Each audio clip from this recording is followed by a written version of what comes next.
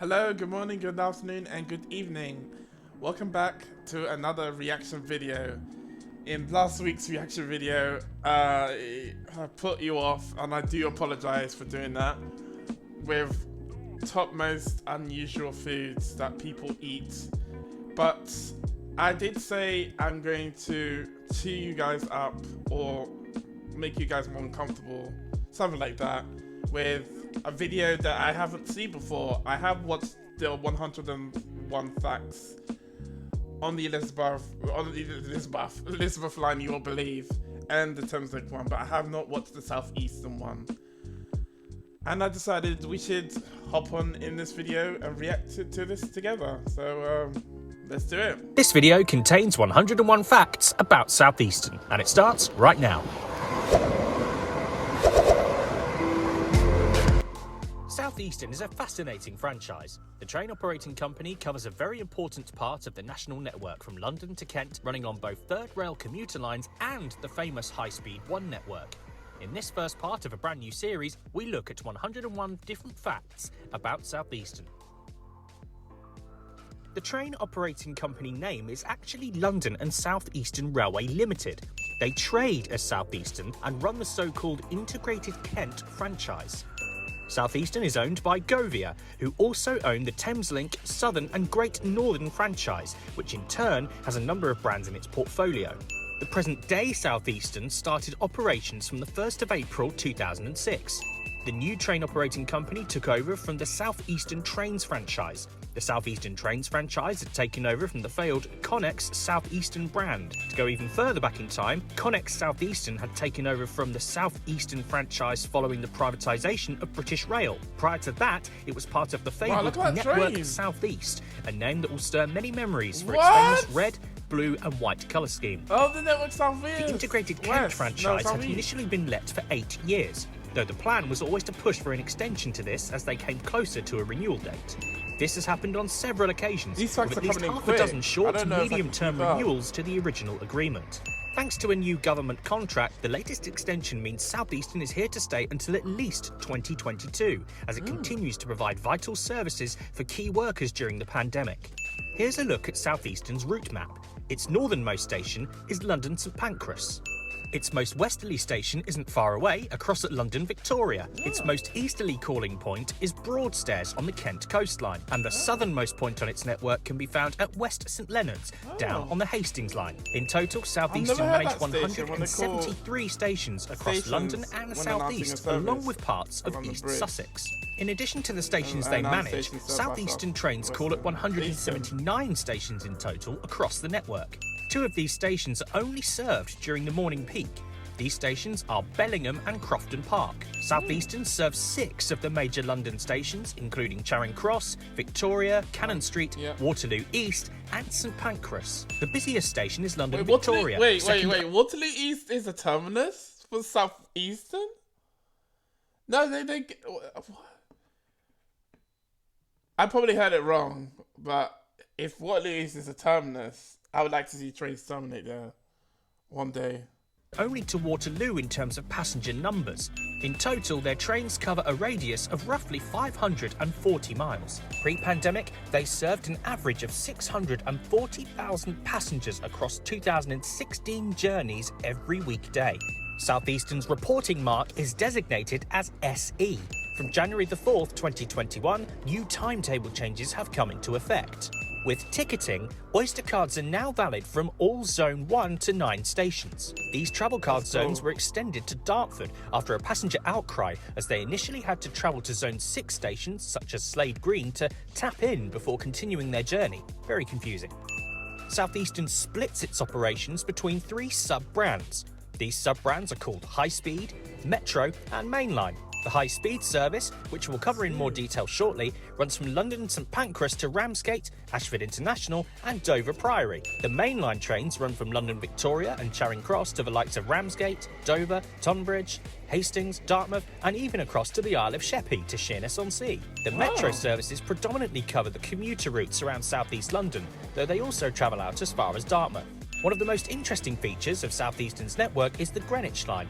Part of it follows the old London and Greenwich Railway route, which opened between 1833 and 1836. It was the very first steam railway to be built within the capital, and it was also the very first entirely elevated railway. Interestingly, the line was electrified by the Southern Railway as far back as 1923. Another one of Southeastern's most popular historical routes is the Hastings Line, built by the old Southeastern Railway in stages from 1845 to 1852, in direct competition against the London, Brighton and South Coast Railway. A unique feature of the Hastings Line is its 8 different tunnels. These can be passed through at Summerhill, Wells, Grove Hill, Strawberry Hill, Wadhurst, Mountfield, Bo Peep and Hastings itself. The Chatham Main Line is one of the busiest on the Southeastern network.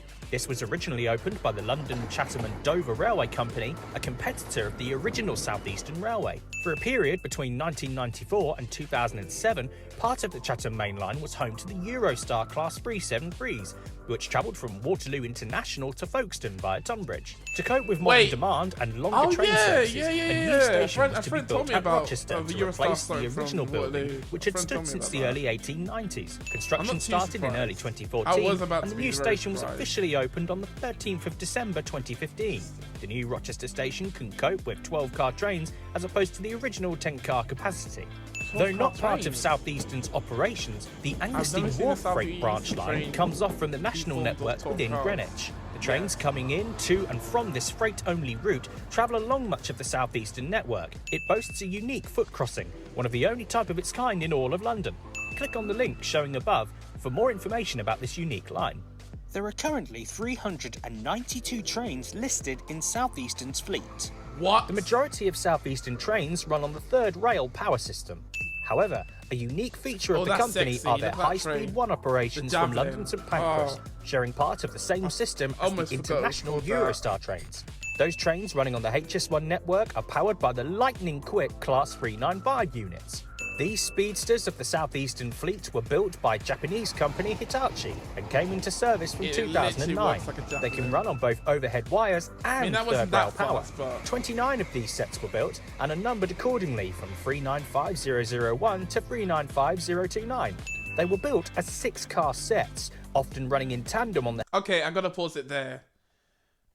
I know the it might be the Class 800. But GWR has this. There's this thing where they have to open the mouths of the back and the front of each unit. I believe it's called, and they couple it this way, like you see in this image right now.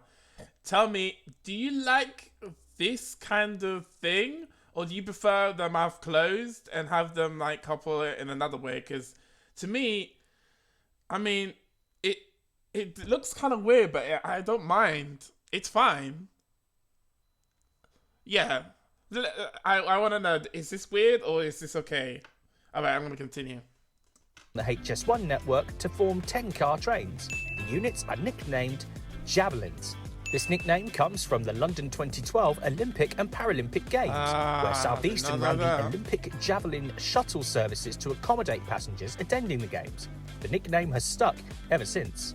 Keeping with the Olympic theme, lots of members of the class have been named after legendary Team GB Olympic and Paralympic athletes. Examples include the likes of Alistair Brownlee, Rebecca Adlington, Ellie Simmons, Sebastian Coe, Chris Hoy and Steve Redgrave, to name a few. They are the fastest domestic high-speed trains on the UK network. Only the Eurostar units are able to reach higher speeds as part of their international services.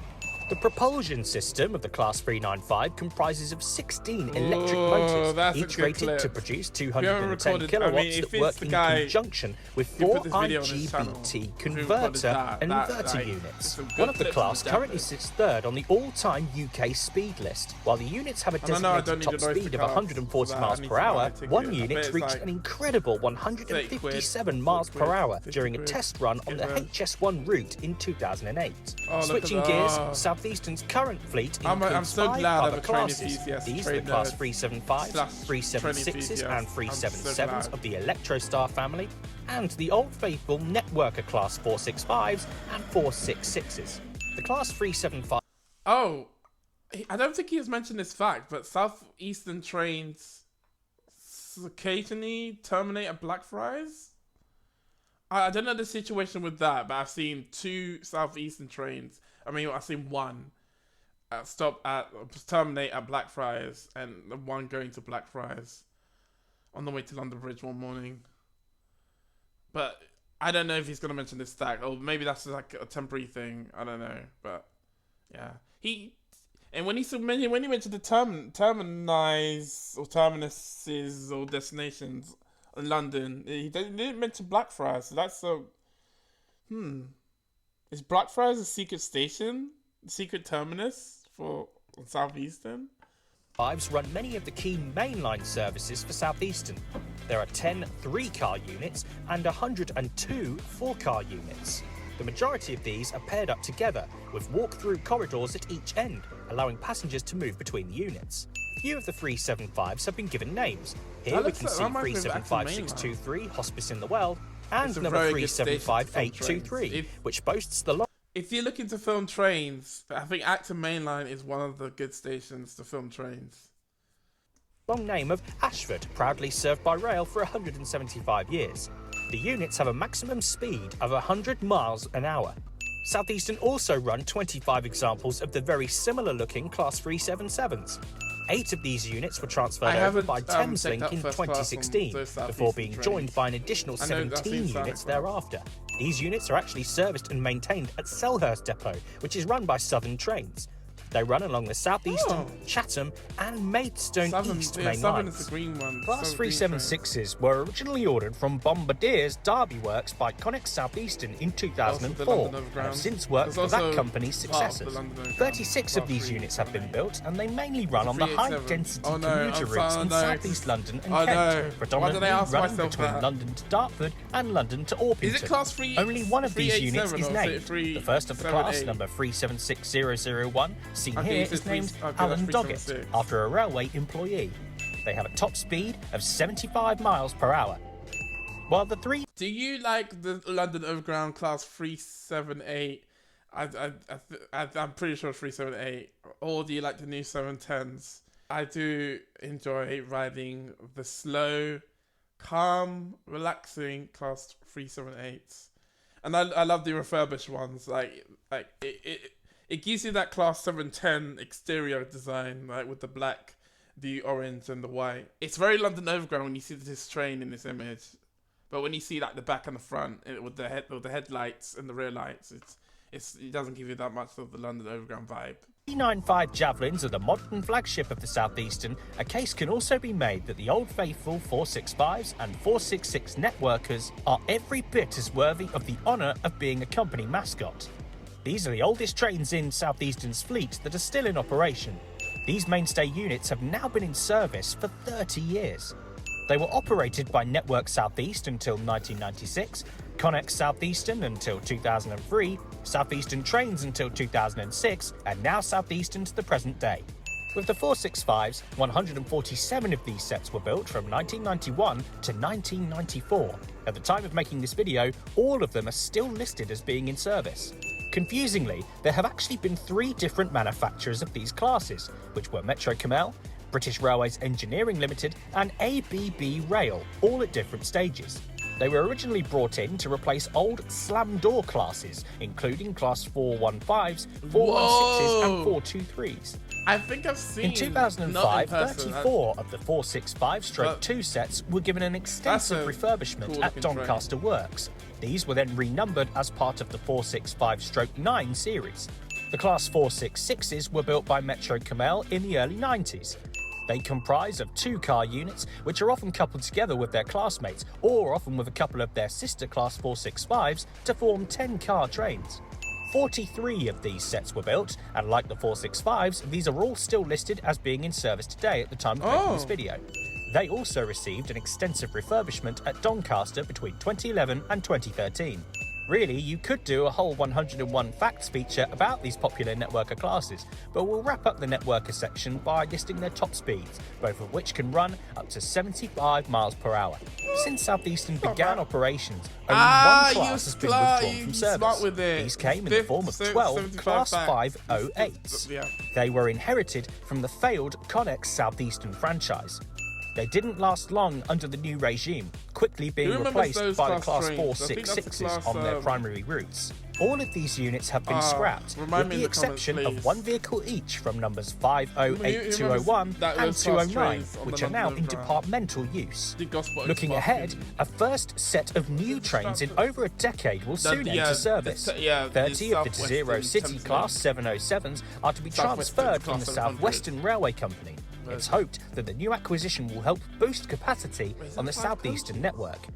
The lease for these units was agreed in April 2020, though they have yet to enter service with Southeastern. They were built between 2015 and 2018. They were built by Siemens Mobility in Germany, along with other classes of the Desiro City family of trains. They can run at a maximum speed of 100 miles per hour. Southeastern has 13 listed depot locations. These depots all have storage facilities for rolling stock, either via sidings or full-on workshops. These depots can be found at Ashford, Dartford, Dover, Faversham, Gillingham, Grove Park, Hastings, Charing Cross, London Victoria, Orpington, Ramsgate, Slade Green and Tonbridge. They operate a smart video security system to secure their different depots. These devices run on machine learning algorithms to automatically sound alarms when faced with security threats. The company's Slade Green depot was opened in 1899 by the Southeastern and Chatham Railway. Part of the original engine shed still stands today at the depot, which predominantly houses the Class 376, 465 and 466 EMU fleet.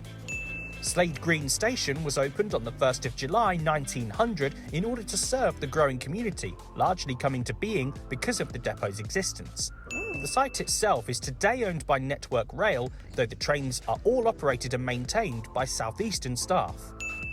During the Kent lorry driver crisis at the end of 2020, Southeastern teamed up with Network Rail to hand out donations from station shops.